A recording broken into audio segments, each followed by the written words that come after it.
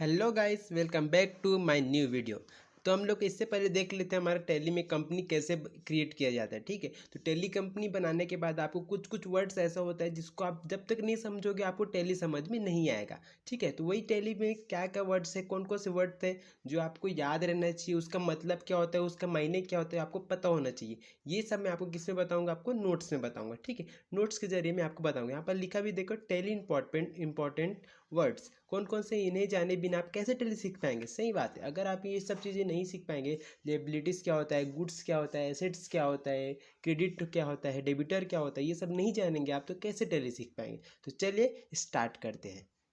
आज आज की वीडियो में हम लोग देखेंगे कि टैली में हम लोग क्या क्या वर्ड्स पढ़ते हैं। टैली आखिर में होता क्या है। टैली क्या है, अकाउंटिंग बहुत ही इंपॉर्टेंट वर्क करता है। ठीक है, टैली अकाउंटिंग का बहुत ही इंपॉर्टेंट वर्क करता है, क्योंकि इसी के आधार पर व्यवसाय के लाभ और हानि के बारे में जानकारी प्राप्त होती है। ठीक है, हमारा कोई भी बिजनेस है, उसमें हमारा प्रॉफिट हुआ है या लॉस हुआ है, उसकी जानकारी हम किस में देख सकते हैं, टैली में। अकाउंटिंग द्वारा ही व्यवसाय पर कमांड रखा जाता है, इसमें टैली मुख्य भूमिका निभाता है। ठीक है, टैली हमारा मुख्य भूमिका निभाता है। इसमें हम अकाउंटिंग के जरिए सब चीज़ जान सकते हैं। हमारे टैली में हमारा कंपनी के बारे में क्या क्या हो रहा है, कितना लॉस है, कितना इस महीने का क्या है, सब चीज़ हम किसमें वाउचर एंट्री के द्वारा हम लोग जा सकते हैं। यहाँ पर देखिए और लिखा है, इस सॉफ्टवेयर के द्वारा किसी भी कंपनी की अकाउंटिंग रिकॉर्ड को सुरक्षित रखा जा सकता है। ठीक है, इसको सुरक्षित भी रखा जा सकता है। आप चाहेंगे इसको ऑनलाइन भी चला सकते हैं, अलग अलग जगह से, अलग अलग सेंटर से आप इसको चला सकते हैं। ठीक है, अपन लेकिन हम लोग क्या कर रहे हैं, पढ़ाई कर रहे हैं। पढ़ाई करें तो आपको पता होना चाहिए कि टैली आखिर होता क्या है। उसको जानने के लिए अब यहाँ पर मैं नोट्स दे दिया हूँ। आपका फोटो भी खींच सकते हो इसकी, या फिर इसका स्क्रीनशॉट ले सकते हैं, या फिर डायरेक्ट आप चाहे तो तुरंत तुरंत नोटबुक में आप लिखते जाइए तो ज़्यादा अच्छा रहेगा। स्क्रीनशॉट लेंगे नहीं लिख पाएंगे। चलिए, उसके बाद नेक्स्ट हमारा क्या है, टैली का फुल फॉर्म क्या होता है। बहुत लोगों को टैली पढ़ रहे हैं लेकिन टैली का फुल फॉर्म नहीं पता होता। कई जगहों में टैली का फुल फॉर्म बताया नहीं जाता है, डायरेक्ट कंपनी क्रिएशन बता दिया जाएगा या फिर कंपनी स्टार्ट बता दिया जाएगा। ठीक है, तो टैली का फुल फॉर्म क्या होता है ये आपको पता होना चाहिए। क्या होता है, transaction allowed in a linear line yard. ठीक है, ये याद रखिएगा, आपके वाइवा वगैरह में, आपके सेशनल एग्जाम वगैरह पूछते हैं ये। ठीक है, अगर कोई टीचर है वो आपका टेस्ट लेगा तो वो भी ये पक्का ही पूछेगा। नेक्स्ट है आपका टैली का अर्थ क्या होता है। ठीक है, मैं पढ़ रहा हूँ एक बार, लेन देन की गणना करना, साथ ही उसका व्यवस्थापन और संरक्षित करना। इसके अलावा वस्तु कहाँ से खरीदी गई है, कितने में खरीदी गई, इन सब कार्यों का रिकॉर्ड टैली में रखा जाता है। टैली का उपयोग आमतौर पर व्यापार, कंपनी के वित्तीय भुगतानों की गणना हेतु किया जाता है। ठीक है, टैली का मुख्य कार्य किसी कंपनी के खाते को व्यवस्थित करना, जिसमें आय, व्यय, नकद, उधार, भुगतान की गई राशि तथा बैंक के विभिन्न खातों का रिकॉर्ड उपलब्ध करना होता है। तो ये इजी में बोलूँ तो आपका एक बही खाता होता है। जैसे हम लोग कोई भी एक नोटबुक बताते हैं, जैसे हमारे पूरे महीने भर का हमारा राशन खत्म हो जाता है, फिर हम राशन देखते हैं कि क्या क्या बचा है, क्या क्या खत्म हो गया है, क्या क्या लाना है। ये सब हम किस में देखते हैं, हमारे राशन वाले नोटबुक में। सेम वैसे हमारा एक उधार का नोटबुक रहता है, हम किसको किसको नगद दिए हैं, कहाँ से हमारे यहाँ इनकम हो रहा है, ये सब हम किस में देखते हैं, हम लिखित में रखते हैं, हम कॉपी पेन में रखते हैं।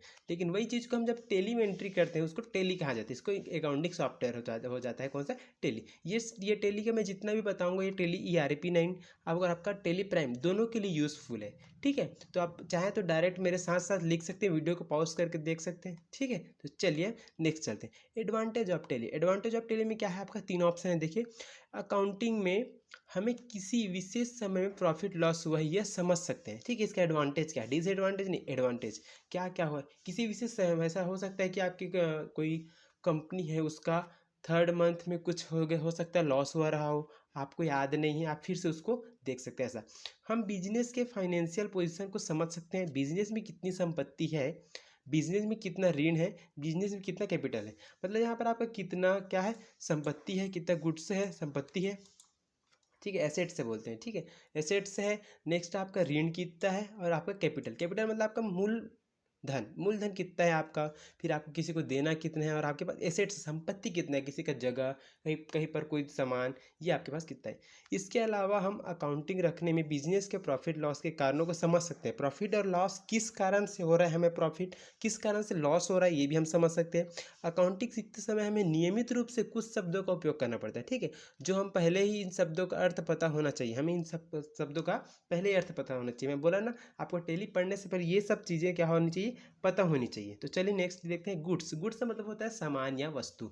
अभी देखें, गुड्स एंड सर्विस टैक्स आया है, जिसे जीएसटी भी कहा जाता है। गुड्स मतलब क्या होता है, माल को बिजनेस से नियमित और मुख्य रूप से खरीदा और बेचा जा सकता है। माल मतलब कौन सा माल, कोई भी एक माल हो गया, गुड्स है जो सामान रहता है। जैसे यहाँ पर एग्जांपल लिखा हूँ, एक किराना दुकान में बहुत से साबुन तेल आदि गुड्स हैं। साबुन तेल आदि मतलब कोई सामान बिक रहा है, वस्तु है जिसे आप छू सकते हैं, महसूस कर सकते हैं। लैपटॉप है, कंप्यूटर है, सीपीयू है, माउस है, ये सब इसके अंदर आएंगे, गुड्स के अंदर आएंगे। ठीक है, ये मुनाफे की खरीदी और माल की बिक्री पर निर्भर करता है। मतलब मुनाफे की खरीदी क्या है, 100 रुपये में लीजिए, माल की बिक्री क्या है, 100 में लीजिए, 250 में बेच दीजिए, आपका कितना का प्रॉफिट हो गया, सीधा सीधा 150 का प्रॉफिट हो गया। अगर आप 100 रुपये में ले रहे हैं, 120-130 रुपये में बेच रहे हैं, ये भी आपका प्रॉफिट हो गया। ये होता है आपका गुड्स। नेक्स्ट आते हैं एसेट्स। एसेट्स मतलब होगा संपत्ति। संपत्ति तो सभी जानते हैं, जो फादर से चलते हो जाता है वही संपत्ति होता है। लेकिन चलिए आगे देखते हैं। व्यवसाय की ऐसी सभी स्थायी एवं अस्थायी वस्तुएं जो व्यवसाय को चलाने के लिए आवश्यक होती हैं, जिन पर व्यवसाय स्वामित्व होता है, संपत्ति कहलाती है। मतलब जिसको व्यवसाय को चलाने के लिए, जैसे हमारे पास पैसा भी हो सकता है, जमीन भी हो सकता है, गहने भी हो सकते हैं, ये सब क्या होता है हमारे व्यवसाय को चलाने के लिए। स्थायी रूप से बोला है, फिर अस्थायी रूप से वो कहीं ना कहीं हमारा यूज़ आता ही है कि कभी हमको बड़ा करना है हमारे कंपनी को, या फिर बड़ा या छोटा करना है। छोटा तो नहीं, छोटा करने के लिए तो फिर से हमारे एसेट संपत्ति जुड़ जाएगा, लेकिन हमको जैसे बड़ा करना है तो हम अपना एसेट्स लगाते हैं। उदाहरण के देखिए, यंत्र, भूमि, भवन, भवन मतलब स्थान ले सकते हो आप, तथा व्यवसाय का निजी उपयोग में होने वाली सभी यंत्र, फर्नीचर, प्रिंटर, कंप्यूटर, ये सब आपका किसके अंदर आ जाता है, एसेट्स के अंदर। मैं किसी फर्नीचर को किसी प्रिंटर को 10,000 में लिया, 8,000 में बेच दिया, मेरे को किसी दूसरी चीज़ की ज़रूरत हो तो ये सब क्या है, आपका एसेट्स है, जो पैसा फंसा के रखते हो, बाद में आपको पैसा देंगे। नेक्स्ट आ जाइए टाइप ऑफ एसेट्स।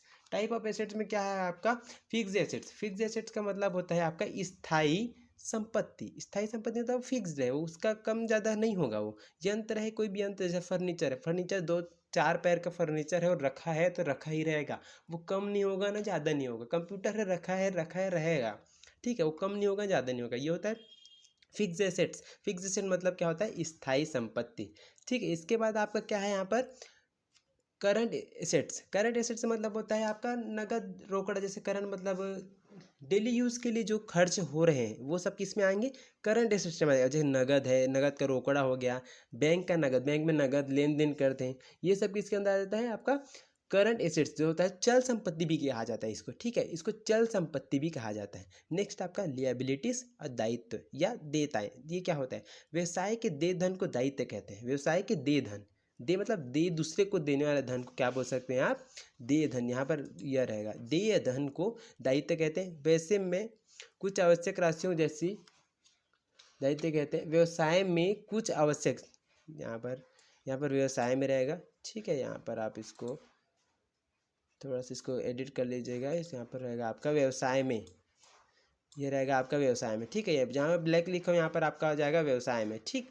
व्यवसाय में कुछ आवश्यक राशियाँ ऐसी होती हैं जिनको चुकाने का दायित्व व्यवसाय पर होता है, ठीक है। व्यवसाय में ऐसे कुछ राशियाँ होती हैं जिसको चुकाने का दायित्व किसका होता है, व्यवसाय का होता है। जैसे कुछ सामान ले लिया, कहीं से कर्ज ले लिया, ये सब किसको पटाएगा, वो व्यवसाय ही पटाएगा। कोई बाहर से कोई आदमी उसको नहीं पटाएगा।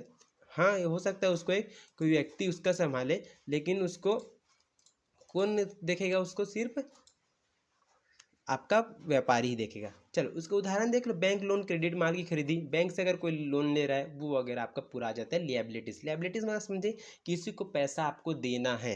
अब इजली भाषा में बोलूँ तो किसी को आपको क्या करना है, पैसा देना है। अगर आपको किसी को पैसा देना है मतलब क्या है, आपके ऊपर लोन है, कर्ज है, वही आपका दायित्व। आपका दायित्व है कि आप उससे पैसा लिए तो आपको उसको दो, ठीक। नेक्स्ट आपका आ जाता है रिवेन्यू। रिवेन्यू मतलब राजस्व से आ जा, रिवेन्यू को हिंदी में क्या बोलते हैं, राजस्व। राजस्व से आशय ऐसा राशि है जो माल अथवा सेवा के विक्रय से नियमित रूप से प्राप्त होता है। सेवा, माल और सेवा, माल और सेवा मतलब माल हो गया आपका गुड्स वगैरह आ गया, सेवा में कोई टीचर है, कोई डॉक्टर है, ये सब क्या देते हैं, सेवा देते हैं। इसके विक्रय से नियमित रूप से प्राप्त होता है। व्यवसाय के दिन प्रतिदिन में क्रियाकलापों से प्राप्त होने वाली राशियाँ किराया, ब्याज, कमीशन, बट्टा, लाभ आदि भी राजस्व है, ठीक। समझ आइए, आपका माल हो गया, ब्याज, किराया, ये सब क्या आप सेवा के रूप में दे रहे हैं, ठीक है, सेवा के रूप में। और ये आपका रिवेन्यू जनरेट करता है, हर हर मंथ आपका रिवेन्यू आपका आता है, मतलब राजस्व आपका आता है। नेक्स्ट है आपका एक्सपेंसेस। एक्सपेंसेस मतलब होता है व्यय। व्यवसाय में माल वस्तुओं तथा सेवाओं की उत्पादन या प्राप्ति करने के लिए जो लागत आती है उसे व्यय कहते हैं। इजी भाषा में, इतनी अकाउंटिंग भाषा में समझने की कोशिश मत कीजिए, आप इसको इजी भाषा से समझिए कि व्यय क्या होता है। व्यय मतलब होता है वो खर्च करना, कोई भी चीज़ का सामान को खरीदना। माल तथा सेवाओं की प्राप्ति के लिए भुगतान के अंतर्गत आते हैं। माल तथा सेवाओं मतलब कोई भी सेवा का आप खरीदी कर रहे हैं, किसी माल को सेवा खरीद कर रहे हैं, वो आता है आपका व्यय के अंदर। इसका उदाहरण बहुत सारे आप पढ़ लीजिएगा, ठीक है। एक्सपेंसेस में दो एक्सपेंसेस होता है, कौन सा? एक डायरेक्ट एक्सपेंसेस, एक इनडायरेक्ट। मतलब माल सेवा की प्राप्ति के लिए भुगतान, मजदूरी, भाड़ा, रेलगाड़ी आदि वितरण एवं भुगतान, ठीक है। राजस्व में वृद्धि, वेतन, किराया, विज्ञापन, व्यय सीमा आदि खर्च, ठीक है, आदि खर्च। कंडीशन, एक्सपेंडिशन, खर्च। खर्च वह राशि होती है जो व्यवसाय की लाभ अर्जन क्षमता की वृद्धि हेतु भुगतान की जाती है। व्यवसाय में और बड़ा करना है आपको अपने व्यवसाय को, तब आप क्या करेंगे? आप खर्च करेंगे। क्या करेंगे? एक्सपेंडिचर करेंगे, ठीक है। लाभ अर्जन क्षमता को बढ़ाना है, मतलब लाभ करने की क्षमता को बढ़ाने के लिए जो काम में खर्च किया जाता है उसको खर्च, एक्सपेंडिचर कहते हैं। व्यवसाय में संपत्ति अधिग्रहण प्राप्ति हेतु भुगतान किया जाता है, ये वह सब खर्च के अंदर। अब आ जाता है debtors and creditor. Creditor, debtor मतलब क्या होता है? देनदार, जो दे रहा है। और क्रेडिटर मतलब होता है लेनदार, जो ले रहा है, ठीक। बस इतना ही है। जो फॉर्म किसी से भी, यहाँ पर जो फॉर्म व्यक्ति की संस्था से माल अथवा सेवाएं उधार लेता है उससे व्यापार का ऋणी या देनदार कहते हैं, इसको सन्डी डेबिटर भी कहते हैं। और जो लेने वाला है, जो लेनदार है, ठीक है, ऋणदाता लेनदार है, तो ये देगा, ये लेगा। लेकिन क्रेडिटर कब देगा? जब डेबिटर ऋण मांगेगा, ठीक है। और डेबिटर कब देगा? जब ऋणदाता उसको ऋण दे चुका रहेगा, ठीक है। ये देनदार लेनदार स्पष्ट है। डेबिटर क्रेडिटर, डेबिट करने वाला मतलब निकालने वाला, क्रेडिटर मतलब आप देने वाला। हमेशा बैंक क्या रहेगा आपका? बैंक क्या रहेगा? कमेंट करके जरूर बताइएगा मेरे को, बैंक क्या है? बैंक क्रेडिटर है कि डेबिटर है? जिस व्यक्ति, फर्म तथा संस्था माल या सेवाएं उधार ली जाती है उसे व्यापार का लेनदार है, इसको भी सन्डी क्रेडिटर कहा जाता है, ठीक है। नेक्स्ट आपका बिजनेस ट्रांजेक्शन। यह एक वित्तीय घटना है जो बिजनेस से संबंधित, जिसका प्रभाव कंपनी की वित्तीय स्थिति। ट्रांजेक्शन मतलब माल की खरीदी, वेतन खरीदी का माल बेचना, ये आप किसके अंदर आ जाए? Business transaction. इसको आप देख लीजिएगा, वीडियो बहुत लंबा हो रहा है। नेक्स्ट आपका कैश ट्रांजेक्शन।